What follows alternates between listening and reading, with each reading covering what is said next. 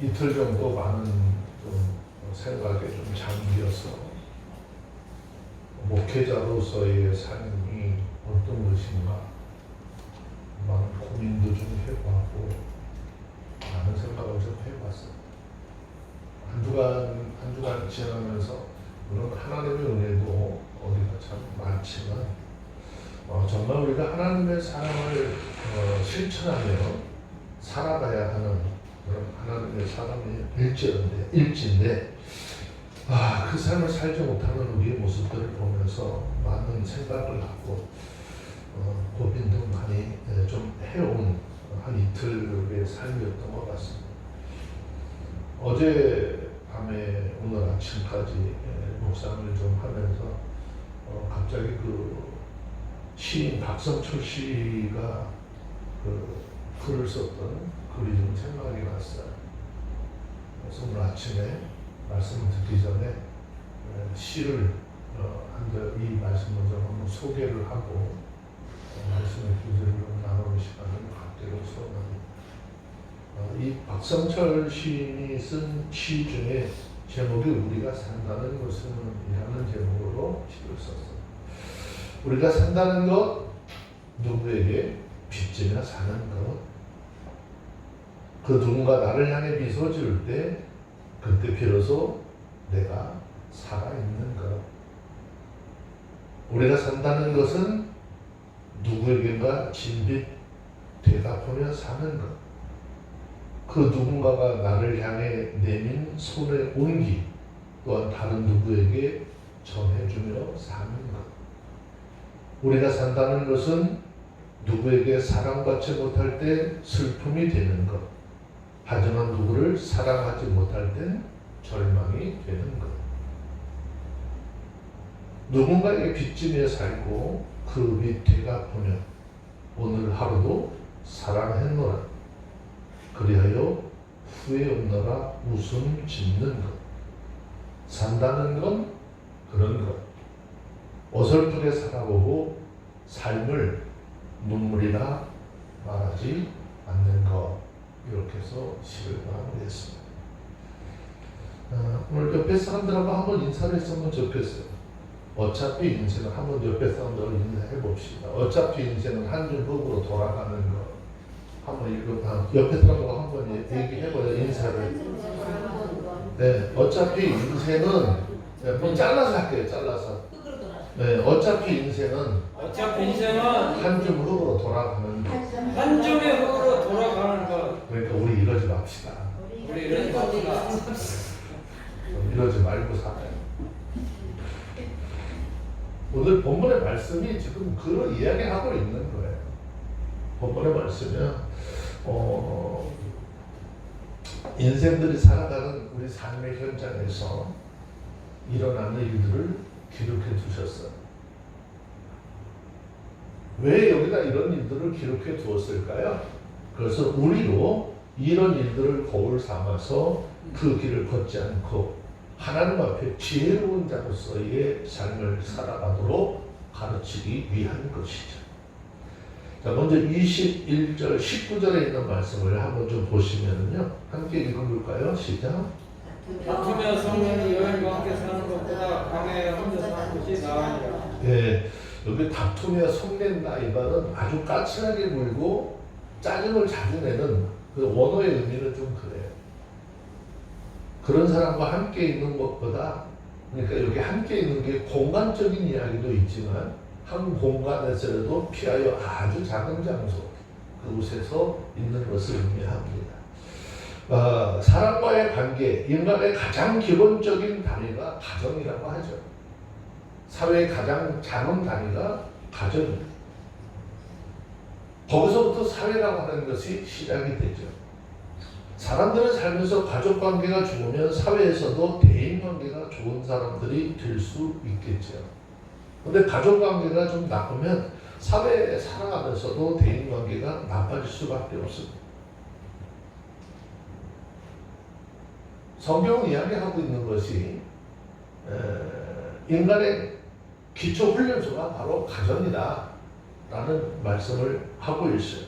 그 이유가 뭘까요? 가정을 통해서 자녀들의 인격과 또 우리 서민이지만 한 공동체를 이루고 사는 우리 모두에게 거기 인격의 훈련과 인간관계의 훈련을 시켜주는 그런 장소이기 때문에 그렇습니다. 특별히 가정의 구성을 이루고 있는 부부관계, 이 부부는 그냥 막연한 부부가 아니라 사실은 교제의 관계인 것입니다. 하나님께서 사람이 혼자 독처하는 것이 좋지 않아서 외롭게 보여서 하나님 어떻게 아담을 주고 하와를 주시고 남녀가 짝이 되게 하셨습니다. 물론 사람은 하나님께 기도하며 하나님과 동행하겠죠. 하지만 인간적인 대화, 교제도 필요한 거예요. 사람과 사람 사이에 언어를 통한 교제도 필요한 것이죠. 그래서 하나님께서 언어를 우리 인간들에게 만들어 주신 것입니다. 또 가정의 부부 관계는 협력의 관계이죠. 여성은 남성을 돕는 창조자로 하나님께서 이렇게 세웠습니다. 그래서 한 공동체의 부부는 서로에게 위로와 힘이 되고 또 그렇게 해야 되는 것입니다. 그런데 왜 부부가 서로 속내며 다툽니까? 다툼이라고 하는 일은요, 어떤 일에 대해서 오해가 생겼을 때 상대에 대한 신뢰와 사랑이 식어지고 그로 인해서 불신과 미움이 생겼을 때, 또 한 가지는 내가 저 사람보다 더 나은 사람이야 라고 이야기하는 거죠. 교만하거나 또 어떤 일에 대해서 참을성이 없는 아주 조급한 마음, 이기적인 욕심을 품을 때 사람과 사람 사이에는 성내고 다툴 수밖에 없는 것입니다. 즉 다툼은 마음의 문제라는 것이고 그 사람 개인의 성격과 인격의 문제이고 가치관의 문제라는 것입니다. 어떤 일에 대해서 너무 예민하거나 이해심이 부족하거나 육신적, 물질적인 그런 욕심에 얽매여 있는 사람, 남자이건 여자이건 가정에서 다툴 수밖에 없다라는 것입니다. 그러나 평안과 화평은 우리 인생들에게 있어서 매우 중요한 조건입니다. 그것은 아름다운 외모나 물질적인 부유함보다 더 중요한 것입니다. 자, 그래서 성경은 이야기합니다. 자, 잠언 17장 1절에 있는 말씀을 함께 좀 볼게요. 잠언 17장 1절입니다. 물론 부자로 사는 것도 좋겠죠. 물질적인 많은 여유를 가지고 사는 것도 좋겠는데 잠언 17장 1절입니다. 시작. 마른 떡 한 조각만 있고도 화목하는 것이 육선이 집에 가득하고 다투는 것보다 나옵니다. 결국 가정이라고 하는 것이 하나님께서 주신 아주 최고 작은 미니멈의 공동체이지만 이 공동체가 화목하려면 부부, 가족 간에 서로 어떻게 해요? 다툼이 없어야 돼요. 저희 여러분들은 오늘 이 말씀을 통해서 가족을 서로 다투는 것, 서로에게 전쟁을 일으키는 것처럼 아주 위험한 것이다 라는 사실을 깨닫고 서로 살아가시고 참고 인내하며 아름다운 믿음의 가정을 세워가기를 주의 이름으로 축원합니다. 자, 20절에 있는 말씀 내려가서 보겠습니다. 잠언 21장 20절 읽습니다. 시작. 지혜 있는 자의 집에는 귀한 보배와 기름이 있으나 미련한 자는 이것을 다 삼켜 버리느니라. 두 번째, 지혜 있는 사람은 하나님을 어떻게 하고 경외하고 그 하나님의 뜻대로 의롭고 선하게 사는 삶을 이야기합니다. 하나님의 뜻대로 하나님 앞에 의롭고 선한 삶을 사니까 그 집에는 항상 뭐라고 그러죠? 귀한 보배와 기름이 있게 하셨겠다. 자, 여기서 말하는 기름은 식용으로도 쓰고 약용으로도 쓰고 미용에도 쓰는 올리브유나 기타 향유들과 기름진 고기를 가리키는 의미로도 썼어요. 그래서 지혜 있는 사람은 하나님으로부터 복을 받아서 영육간의 복을 누리고 또 그는 물질도 규모 있게 사용하여서 저축함으로 좀 여유 있는 삶을 누릴 수 있게 된다라는 것입니다. 하지만 이런 삶을 살 때 중요한 것, 나에게 이렇게 여유로운 삶을 살 수 있도록 하는 것이 하나님의 은혜라고 하는 것을 잊어버리지 말라라는 것입니다. 모든 것은 다 하나님께서 허락하셨기 때문에 내가 누릴 수 있는 것이다 라는 것이. 자, 이 사실에 대해서 전도서 5장 19절 보면 이렇게 말씀하고 있는데 한번 볼게요.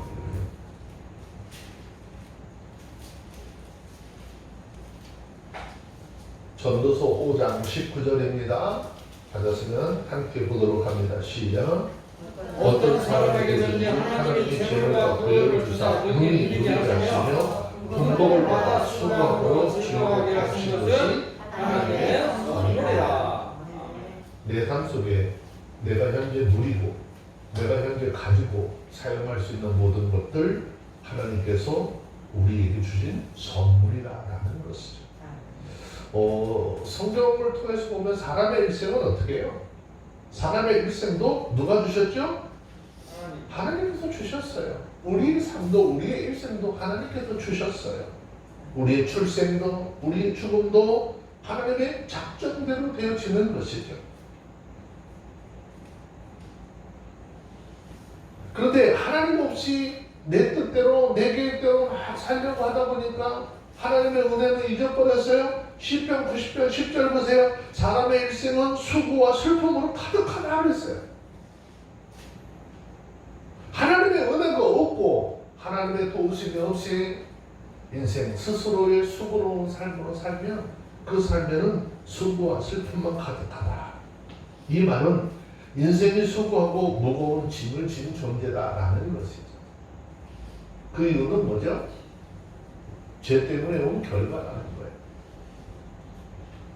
창세기 3장 17절을 보면 아담과 하와가 하나님 앞에 범죄하죠. 그리고 그 죄로 인해서 죄의 형벌로 종신토록 수고하여야 땅의 소산물을 먹을 것이다 라고 하나님 선언하셨어요. 그러나 하나님께서 이런 수고로운 세상에서 사람에게 재물과 부를 주셔서 누리게 하고 수고함으로 우리가 즐거움을 얻게 하시는 것 그냥 되어지는 것 아니고 사람의 힘과 노력으로 되어지는 것 아니고 하나님께서 주신 복이다라고 하는 것이죠. 자, 전도서 2장 24절 말씀을 한 번 더 보시겠습니다. 전도서 2장 24절.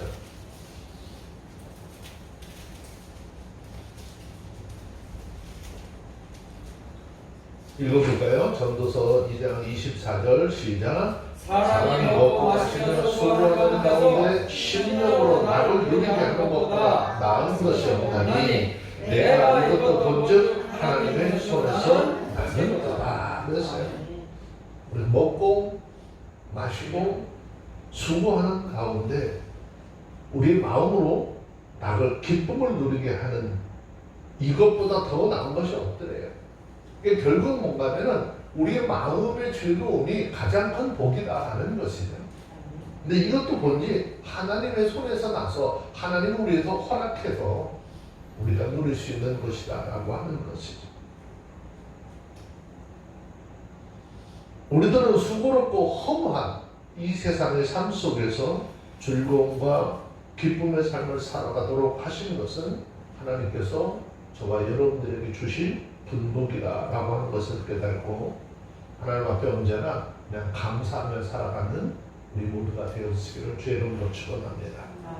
그러나 반대로 아주 밀어난다는 말씀하셨어요. 곧 하나님을 경외하지 않고 하나님의 계명에 순종하지 않고 죄와 악을 행하는 자, 하나님께서 주셨던 물질들도 다 낭비하고 소모하고 많은 것이.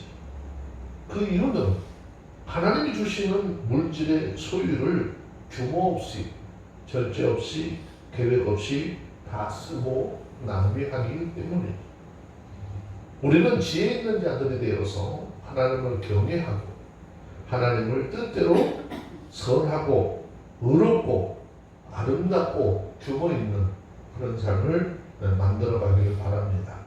그래야 그 안에서 하나님이 주시는 기쁨과 즐거움도 누릴 수 있기 때문이죠. 하나님께서는 우리에게 주신 이 귀한 삶, 주님이 주신 은혜를 누리며 살아가는 우리 모두가 되기를 원합니다. 자, 21절의 말씀 읽습니다. 시작. 의와 인자를 따라 구하는 자는 생명과 의와 영광을 얻느니라. 자, 여기에서 말하는 의는요, 하나님의 말씀대로 순종하며 사는 것을 이야기합니다. 우리가 분명하게 알아야 할 것은요, 하나님의 말씀에 불순종하는 것, 이거는 성경에서 말씀하기를 불의와 죄라고 했어요. 하나님의 말씀에 순종하고 사는 것, 즉 그 하나님의 법을 지키는 것이 의라고 하는 것입니다. 또 인자는 이웃에게 어떻게 긍휼과 자비를 베푸는 삶을 이야기합니다. 예수님께서 우리에게 오셔서 인자가 하는 말씀 많이 하시잖아요. 왜 그렇게 말씀하셨어요? 내가 너희에게 긍휼과 자비를 베푸는 그 주체가 라고 하는 것을 설명하기 위해서. 이것은 하나님의 계명이에요. 우리가 하나님으로부터 긍휼과 자비함을 받아서 그 죄와 사망 가운데 있던 우리가 새로운 생명을 얻고 하나님의 사람이 되었다라고 한다면, 이 세상을 살면서 어떤 삶을 살아야 할 것인가 굳이 설명하지 않아도 우리가 아마 다 알고 있을 거라고 생각합니다.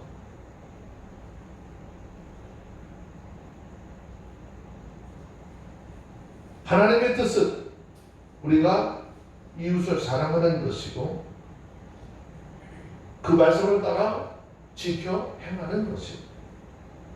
따라간다라고 하는 말은 따른다, 추구한다라고 하는 뜻인데, 즉 하나님의 뜻은 우리가 의롭게 살고 인자함으로 사는 것을 이야기하는 것입니다.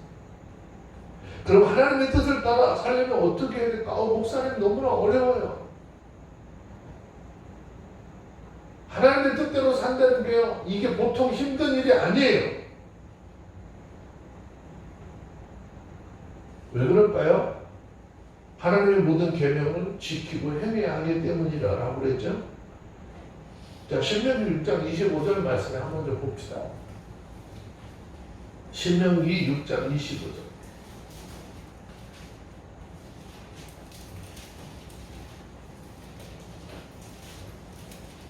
읽습니다. 신명기 6장 25절 시작. 우리가 그 명하신 대로 이 모든 명령을 우리 하나님 여호와 앞에서 삼가 지키면 그것이 곧 우리의 의로움이라 그랬어요. 자, 이 말씀을 성경 해석학적인 부분에서 잘못 생각을 하면 율법의 행위로 어떻게 해요? 인정받을 수 없고 오직 믿음으로만 의롭게 되리라고 하는 이 말씀이 어떻게 좀 모순이 되는 것처럼 보여질 수도 있어요. 근데 사실은 그렇지 않은 거예요. 왜냐하면 첫째, 여기서 말씀하고 있는 의로움의 동기는요, 겉으로 드러난 율법의 준수가 아니라 그 심령 속에, 마음 속에 내적으로 여호와 하나님을 사랑하는 것까지 어떻게 포함되어 있기 때문이죠. 우리가 하나님의 뜻대로 사는 것, 목사님 어려워요, 힘들. 왜 그럴까요? 하나님을 사랑하는 마음이 없기 때문이죠. 그 하나님을 사랑하는 마음이 있다면요, 이걸 어떻게 자동적으로 지켜나갈 수 있고요, 행할 수 있는 거예요.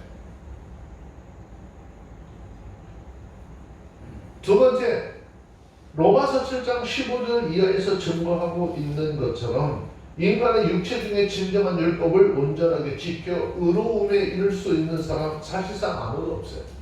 우리는 인생들이 날마다 허물투성이에요. 우리는 뭔가 부족하고 뭔가 닮아다.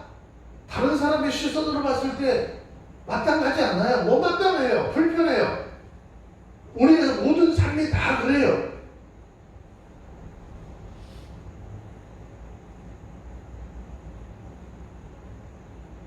자, 로마서 3장 20절 한번 보세요.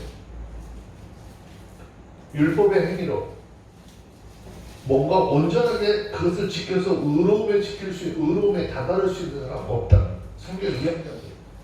로마서 3장 20절 시작. 그러므로 율법의 행위로 그의 앞에 의롭다 하심을 얻을 자가 없나니 율법으로는 죄를 깨닫는 율법으로는 어떻게 해요? 그냥 죄만 깨닫는 역할을 하는 거죠. 그러니까 우리가 삶을 살면서 이렇게 아니 집에서 김치찌개를 끓일 때 김치찌개를 끓이면 좀 이렇게 가로로 쓸 수도 있고 세로로 쓸 수 있잖아요. 뭐 찌개를 끓이는데 고기 물론 뭐 넣는 순서가 정해질 수도 있었는데 그러잖아요. 소고기 묵국을 끓인다라고 하면 무 먼저 넣고 끓일 수도 있고 고기 먼저 푹 갈은 다음에 무스를 넣어서 끓일 수도 있잖아요. 요리를 안 해봐서 잘 모르시나? 근데 그것이 자기의 생각으로 정해진 생각대로 안 한다고 그 시비거리가 돼가지고 싸우면 어떻게 될까요? 주방 난리 나는 거예요. 집이 됐든 바깥이 됐든. 그럼 그 사람이 생각 속에서 그렇게 하기를 원하는 거예요. 내 방법과 다르다 라고 해가지고 큰 싸움이 나면 굉장히 불편하게 날마다 삶 속에 일어나. 이게 로마서 3장 20절 말씀에 율법의 행위로 그 앞에 의롭다함을 얻은 육체가 없나니 우리가 하나님 앞에 만약에 율법을 잣대로 우리의 삶을 잣대로 비유 한번 해보세요. 그 율법의 잣대로 우리가 의롭다라고 하는 인정받을 만한 사람은 단 한 사람도 없다라고 하는 것이죠. 하나님 우리를 먼저 사랑이라고 하는 그 단어 하나로 우리를 그냥 이끌어 주시는 거예요. 사랑이 없으면 아무것도 할 수 없어요. 그래서 요한 1서가 굉장히 우리에게 주는 메시지가 큰 거죠. 요한 1서의 내용은 전부가 뭐죠? 예수 그리스도께서 우리를 사랑하셨으니 그 사랑을 입은 우리도 마땅히 주님을 사랑하고 내 주변에 있는 모든 사람 함께 사랑하며 나가야 돼요.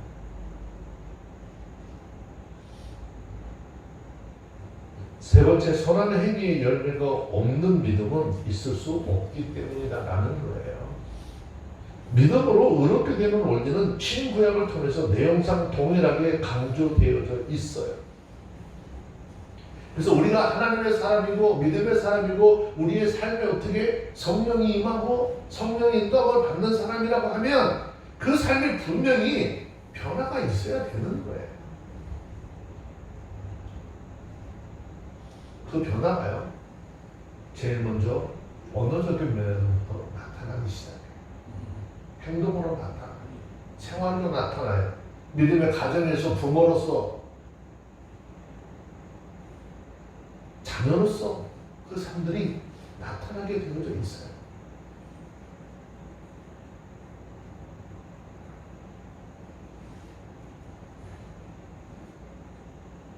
다시 21절 말씀드리라고 보셨습니다. 잠언 21장 21절 시작. 의와 진리를 따르는 자는 생명과 의와 영광을 얻을 것이라. 죄의 값은 죽음이라고 그랬잖아요. 근데 의는 생명과 곧 영원한 생명에 이르게 한다라는 것입니다.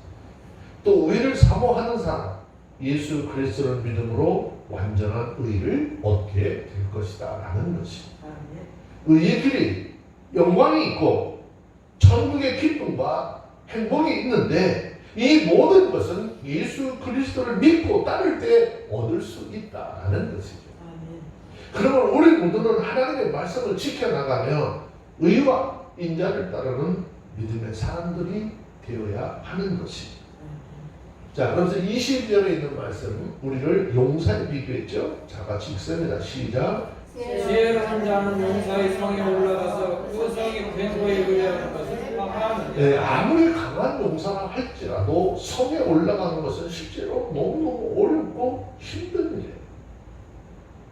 전쟁을 통해서 성을 함락시키는 것, 성 안에 있는 사람들의 10분의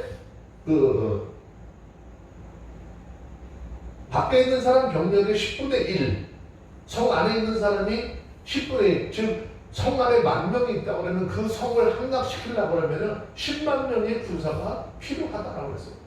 그 정도로 성을 하나를 함락시키는 것은요, 어렵고 힘든 일이라고 했어요. 그 성의 견고함을 의뢰하는 것을 파하고 굴복시킨다는 건 더 힘든 일이죠. 그런데 지혜로운 사람은 이것을 행한다는 것이에요. 자, 여기서 말하는 성은 뭐 얘기할 거예요? 실제 우리가 전쟁에서 싸우는 성 얘기하는 거 아니에요. 지금 우리 각자의 마음속에 쌓여진 성들이 있어요. 스스로 무너뜨리지 않으려고 하고 나만 가지고 있는 그런 성들이 있어요.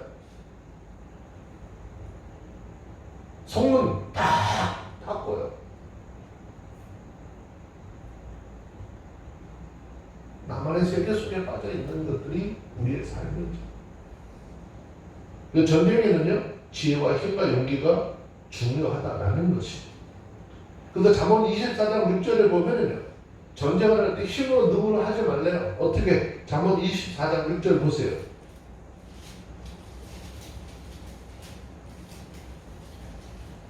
잠언 24장 6절.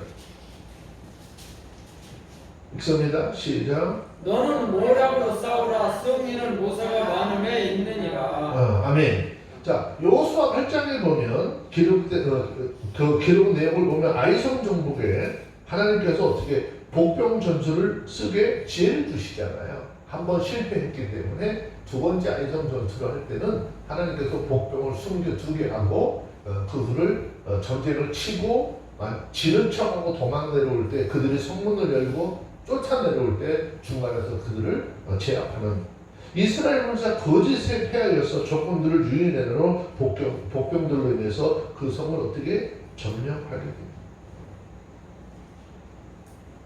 영적인 전쟁 어떨까요? 영적인 전쟁은 더 심합니다. 마귀와 악령들의 세력이 아무리 강할지라도 세상의 악의 풍기와 세력이 크고 강할지라도 진정으로 우리가 하나님의 치유와 능력으로 싸우면 우리는 그 모든 것을 이겨낼 수 있는 것일까요? 근데 이게 사람의 능력이야. 자꾸 앞세우고 사람의 생각을 앞세우니까 문제가 생겨요.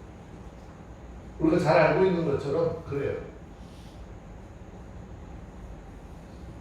지나가는 행인이 옷을 단단히 입고 가죠.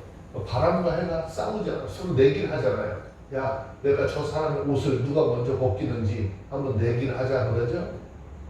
그 바람이 야, 저까지 거 잠깐이면 해. 먼저 시작을 하잖아요. 바람을 점점 세게 불면 불수록 사람은 어떻게 해요? 자꾸 옷깃을 여미고 몸을 막 움츠리면서 얼마나 그 옷을 단단하게 조이는지. 바람이 하다가 안 됐어요. 옆에서 그 바람이 하는 행동을 본 해가 그랬다고 그러잖아요. 너는 이제 해가 안 됐지. 그럼 내가 할 테니까 너 기다려봐. 내 옆에서 바람을 불지 않잖아요. 그냥 햇볕만 쬐. 그러니까 더우니까 옷을 자동적으로 벗기 시작하잖아요. 저는 그 이야기를 그냥 뭐 이소고와 같은 이야기고 아이들에게 들려주는 이야기지만 우리 삶의 현실 속에서 어떠한 일을 어떤 목적을 행하고자 할 때 강함만이 중요한 것이 아니라 어떨 때는 아주 부드러운 것이 우리를 이기게 하고 그 사람의 삶을 어떻게 점령할 수 있도록 한다라고 하는 것을 보여줄 수 있죠. 여러분 기독교의 복음은요 예수 그리스도의 십자가의 진리인 것이죠. 고린도전서 1장 22절 25절 말씀에 증거하고 있는 것처럼 사람은 어떻게 복음은 사람의 무게에 무지하잖아요. 무능하게 보여요. 그런데 거기에는 죄인들을 구원하시는 하나님의 지혜와 능력이 있다라는 것이죠. 그뿐 아니라 예수 그리스도는 우리의 지혜이고 기독교의 십자가 복음으로 확장되었고 오늘날 하나님께서 우리를 구원하시길 원하는 영혼들 이 복음을 통해서 구원을 얻게 되는 것이죠. 다른 선행을 다른 어떤 일로 영혼을 구원할 수 없는 겁니다. 그들이 교회 나오는 것처럼 보일 수는 있겠죠. 그런데 그들 마음속에 진정한 예수 그리스도를 구주로 영접하여 정말 온전한 그리스도인으로서의 삶의 변화가 있겠느냐라고 하는 거예요. 우리 개인적인 신앙생활이나 교회에서 봉사도 마찬가지입니다. 우리가 무슨 일을 하든지 할 수 있다 없다 말할 것이 아니라 주님께서 주시는 지혜와 용기로 다 할 수 있다라고 이야기해야 하는 것입니다. 내 힘과 내 능력으로 하는 거 아니에요. 그 주님께서 이미 우리의 마음을 너무나 잘 아셨어요. 교회에서 봉사하면 누가 주는 것으로 주님이 주시는 힘으로 하는 것 같이, 누가 말을 하면 주님이 이야기하는 것 같이, 만약에 우리들이 죄 가운데 있는 우리들 하나님 앞에 주님 앞에 만약에 그렇게 대들고 싸웠으면 어떻게 했을까요? 만약에 주님 우리처럼 소리를 버럭버럭 질러보면 어떻게 했을까요? 아무 숨도 못 쉬고.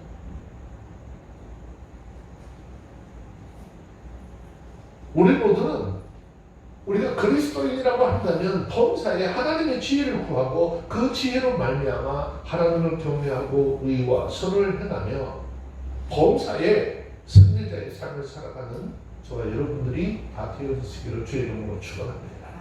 자, 23절로 내려와서 보니까 이렇게 말씀하고 있죠. 함께 봅시다. 시작. 입과 혀를 지키는 자는 그 영혼을 환난에서 보존하느니라. 자, 여기서 말하는 입과 혀를 지키는 자 어떤 의미일까요? 말에 실수가 없는 사람을 이야기하는 거예요. 사람은 말의 실수, 범죄, 즉 거짓말이나 남을 헐뜯고 비방하고 욕하는 말이나 남의 마음을 상하는 이 거친 말 등 실수와 범죄로 하나님의 징책과 환난을 당하게 됩니다. 그러므로 지혜로운 자는 말수를 줄이고 그 말에 실수가 없도록 항상 어떻게 조심해야 되는 거예요. 성경은 야고보서 3장 2절 말씀을 한번 보실까요? 야고보서 3장 2절 봅시다.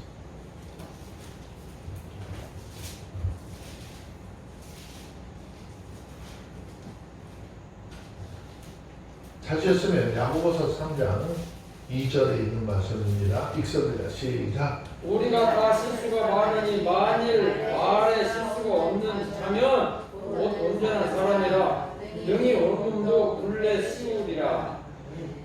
우리가 다 실수가 많다. 뭐에 대한 실수 얘기하는 거예요?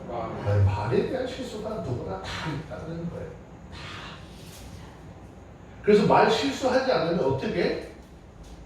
온전한 자라는 거잖아요. 특히 남자들 같은 경우는 어떻게 자신의 한 말에 대해서 꼭 책임지려고 하는 것들이 있죠. 남자들 세계에서 되게 그런 것들이 있잖아요. 그래서 생년한 말에 남아이러는 중천금이요. 근데 이 남아이러니 중천금 그거로서 안 되니까 그 다음에 따라온 말이 일구이여는 이부지자라. 무슨 얘기죠? 야, 내가 한 말은 금보다도 더 무거운 말이야. 근데 내가 이걸 만약에 지키지 않아, 일구이여 내가 이 말 해놓고 아니라 그래? 그럼 내가 아버지가 둘이야. 우리 조상 욕먹이는 거예요. 우리 어머니가 바람펴서 남편이 둘이라 그런 뜻이잖아요. 그건 어떤 의미예요? 내가 지금 한 말에 대해서 나는 분명하고 확실하게 지킬 수 있는 것이고, 내가 이것만큼은 반드시 우리 조상의 이름을 걸고 우리 집안의 어떤 아버지 명예를 걸고 나는 이걸 지킬 수 있는 사람이라고 이야기하는 거예요. 말의 가치가 얼마나 큰가라고 하는 것을 설명을 하는 것입니다. 그래서 그리스도인들은요, 말을 할 때 항상 어떻게 진실한가? 이 진실한 말은요, 이게 그리스도인의 기본적인 의무죠. 또 그리스도인들은 말을 선한 말을 해요. 자, 잠언 15장 4절. 잠언 15장 4절 말씀 봅니다.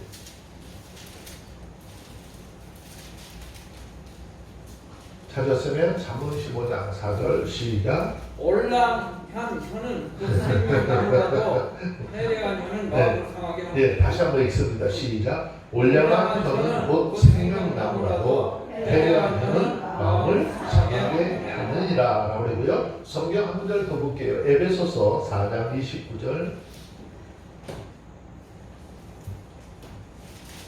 에베소서 4장 29절 말씀입니다. 찾았으면 함께 읽어볼게요. 읽습니다. 시작. 무릇 더러운 말은 너희 입 밖에서도 내지 말고 오직 법을 세우는 데 소용되는 대로 선한 말을 하여 듣는 자들에게 은혜를 끼치게 하라. 은혜를 끼치게 하는 것은 물론 우리가 행위적으로 무엇인가 물질적으로 끼칠 수도 있지만 가장 중요한 것은 뭐죠? 언어적인 면이에요. 너희가 소용되는 대로 어떻게 무슨 말을 하래요? 선한 말을 해서 듣는 사람들에게 은혜를 끼치게 하라는 거죠. 그래서 그리스도인들은 항상 말을 할 때 어떻게 해요? 좀 덕스럽고 소망과 용기를 주는 그런 말을 할 수 있도록 어떻게 힘써야 되는 거예요. 아멘. 그리고 그리스도인들 예수 안에서 구원받는 우리들은요, 말할 때 신중하게 돼요. 자, 잠언 15장 28절 말씀 한 절 더 볼게요.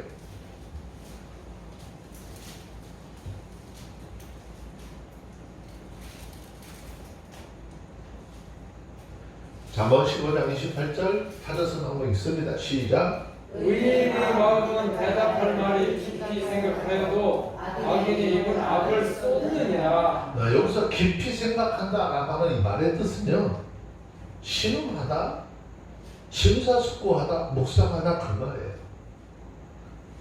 결국에는 내가 어떤 말을 한마디 할 때 여기 지금 신음한다는 건 너무너무 고통스럽게 내가 이 말을 꼭 해야 되나 말해야 되나라고 하는 그 고민까지도 어떻게 동반되는 거예요.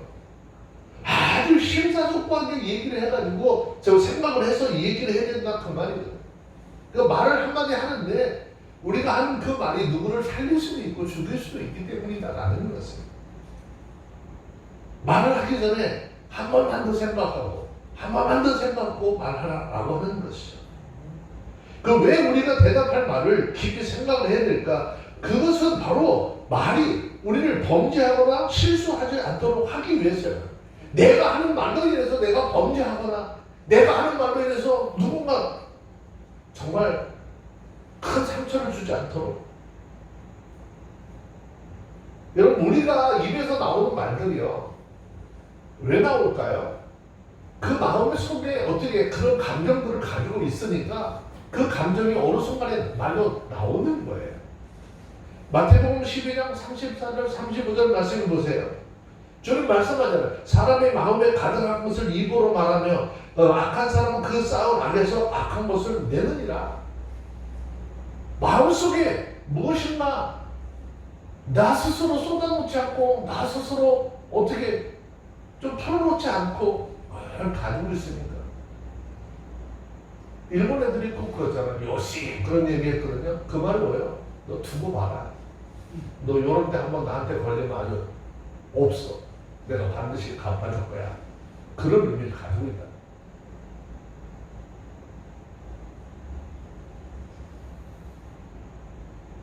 그런데 마태복음 12장 36절 37절 말씀을 보면 왜 우리에게 이렇게 하지 말라고 말씀을 성경 한번 잠깐 봅시다. 마태복음 12장 36절 37절 우리가 피해볼까요? 왜 주님께서 이렇게 악하고 축하고 이런 말 하지 말라고 그러는 거예요? 누굴 자꾸 정죄하는 말 하지 말라고 그래요? 심판하는 말 하지 말라고 그래요? 이유가 뭐예요? 자, 마태복음 12장 36절 37절 시작. 내가 너에게 이르노니 사람이 무슨 유익한 말을 하든지 심판은 나를 이어 제 심문을 받으리니 내 말로 의롭다 함을 받고 내 말로 정죄함을 받으리라. 이 말은 그런 거잖아요. 그 사람이 자신이 한 말을 통해서 그 사람이 마지막 결과가 어떻게 될 것인지 이미 우리에게 결론을 보여주고 있는 거잖아요. 우리 모두는 사람과 하나님 앞에서 결코 악한 말 하지 말고 의롭고 선하고 덕스러운 말만 하며 하나님으로부터 보호받는 믿음의 사람들이 다 되어지기를 주의 이름으로 축원합니다. 자, 그러면서 밑에 잠언 21장 24절 말씀해 보세요. 24절 읽습니다. 시작. 무례하고 교만한 자를 이름하여 망령된 자라 하나니 이는 넘치는 교만으로 행함이니라. 자, 여기서 말하는 거만한 마음으로 화를 잘 내는 사람, 그 사람은요 거만하고 교만한 사람이고 남을 조롱하고 조소하는 그런 사람을 이야기하는 것이죠. 자, 거만하고 교만한 사람은 하나님을 뭐하기 때문에 무시하기 때문에 하나님 두려워하지 않고 자신의 피조물됨을 깨닫지 못하고 자신이 얼마나 죄인된지를 알지 못하는 인식이 없는 사람, 깨달음이 없는 사람. 하나님이 가장 미워하는 것 어떤 사람이에요? 교만이에요. 성경은 잠언 8장 13절에 여호와를 경외하는 것은 악을 미워합니다. 나는 교만과 거만과 악한 행실과 패역한 입을 미워하느니라. 하나님께서 거만함과 악한 행실과 패역한 입을 미워하신다는 거죠. 하나님은 온유하고 겸손하심으로 교만은요 하나님의 성품과 정반대되는 거예요. 그래서 예수 안에서 하나님의 성품을 닮아가는 우리 모두 거만하고 교만하여서 남을 조롱하고 화를 잘 내는 성품의 소유자가 아니라 온유와 겸손, 사랑의 성품을 소유하고 모든 사람과 더불어서 사랑의 교제를 이루어가는 우리 모두가 다 되었으기를 주의 이름으로 축원합니다. 아멘. 잠언 21장 25절 한번 읽습니다. 시작. 게으른 자의 지목이 그를 죽이나니 이는 그 성으로 일하기를 싫어함이니라. 네, 게으름은 미련함이에요. 미련함. 그리고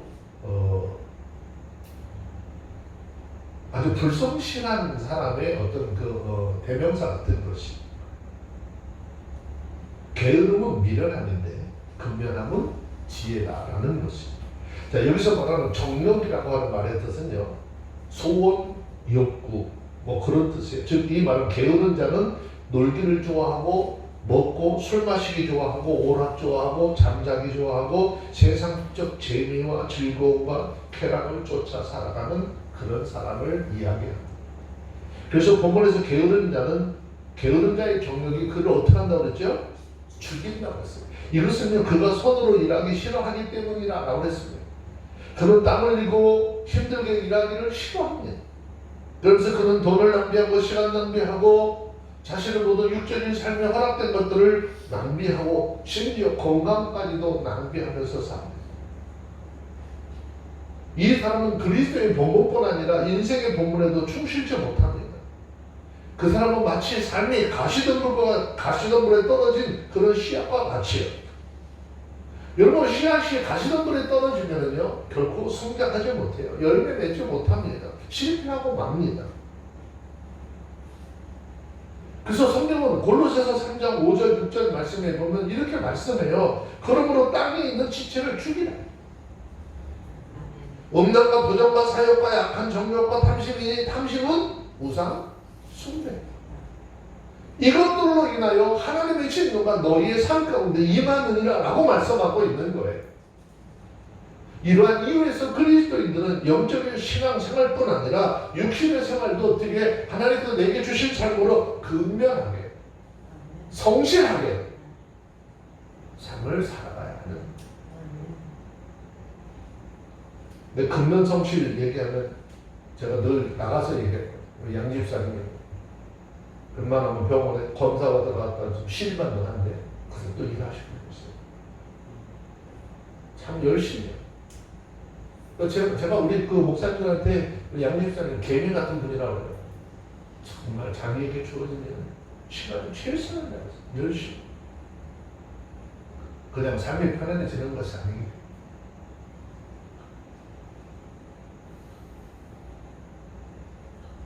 우리 모두가 게을러서 손의 일을 하기 싫어하고 육적인 어떤 욕심 그런 것들만 추구하는 삶, 그런 삶 살 것이 아니라 우리 각자에게 주어진 영적인 육적인 그런 본분을 충실히 행하며 살아가는 모두가 되어주시기를 주의 이름으로 축원합니다. 마지막 26절 한 절 더 보겠습니다. 읽습니다. 시작. 어떤 자는 종일토록 탐하기만 하나 의인은 아끼지 아니하고 시시하느니라. 자, 여기서 말하는 어떤 자라고 하는 이 말의 뜻은 이미 앞에서 말씀드렸던 25절에서 말씀했던 게으른 자를 이야기하는 것이죠. 게으른 자는 종일토록 어떻게 나갔죠? 탐하기만 무엇을 먹을까, 무엇을 할까, 이것만 간절히 원한다. 일하기 싫어하면서 어디에 대해서 물질에 대한 탐심과 명예에 대한 탐심과 육신의 쾌락에 대한 탐심으로 가득해서 먹고 마시고 놀며 오락으로 쾌락을 누리기를 원하는 거죠. 하지만 그 삶은 자신을 죽이는 삶이라고 말씀하고 있습니다. 그런데 여기서 의인은 어떻게 해요? 여기 시제하느니라 그랬죠? 시제하느니라 이 말의 뜻은 뭐죠? 구제한다 그 말이에요. 시제한다 그 말은 구제한다 그 말. 의인은 자기가 가지고 있는 소유물로 어떤 육적인 쾌락이나 세상적 즐거움을 구하는 것이 아니라 그 가지고 있는 것 아끼지 아니하고 내 주변에 힘들고 어려운 사람들 봤을 때 구제한다. 악인은 하나님을 경외하고 그 계명대로 사는 사람, 아니 미워하는 거예요. 그렇게 뜻대로 사는 사람을 미워해.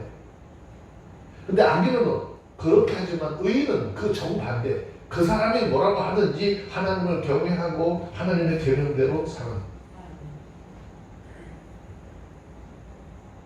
하나님께서 우리에게 주신 말씀 중에 가난하고 어려운 이웃을 돌아보며 구제하라 라는 말씀까지도 포함이 되어 있잖아요. 할 수 있어요.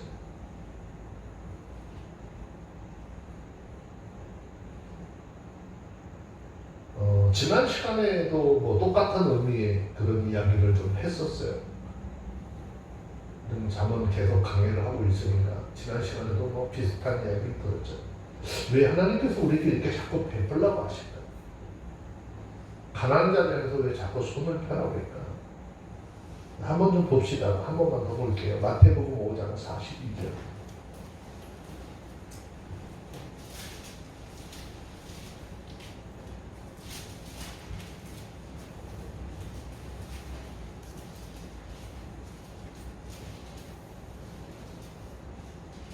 마태복음 5장 42절 시작. 내게 구하는 자에게 주면 내게 꾸고자 하는 자에게 거절하지 말라. 아멘. 자, 시편 112편 5절 한 절 부분.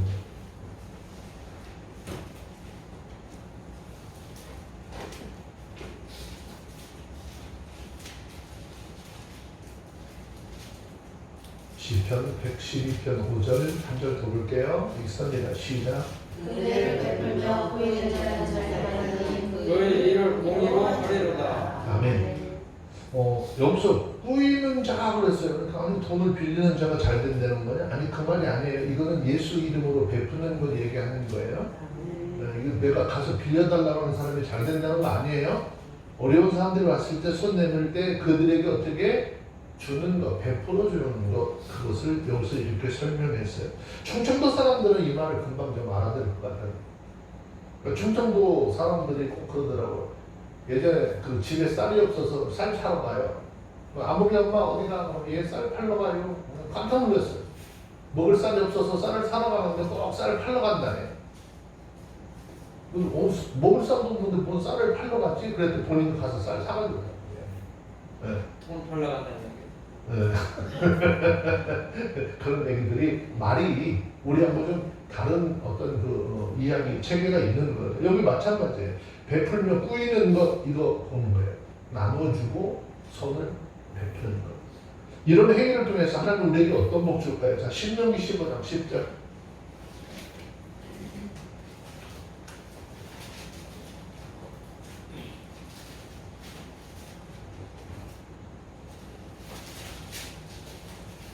찾으셨으면 신명기 15장 10절에 있는 말씀입니다. 읽습니다.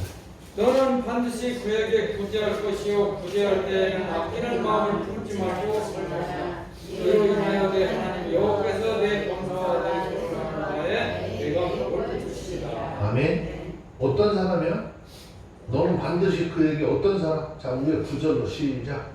상가하는 마음에 악의를 품지 말라. 곧 이르기를 제 주는 면제 내내 가까웠다 하고 내 형제에게 악한 눈을 들고 아무것도 주지 아니하면 그가 너를 여호와께 용서하리니 내가 제사를 것이다. 10절.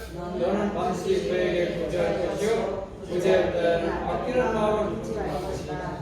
이로 인하여 내 하나님 여호와께서 내 범사와 내 손을 하는 바에 내게 복을 주시리라. 11절 말씀 한 절 더 있습니다. 땅에는 언제든지 가난한 자가 그치지 아니하겠으므로 내가 내게 명하여 이르노니 너는 반드시 내 경내 내 형제 곤란한 자와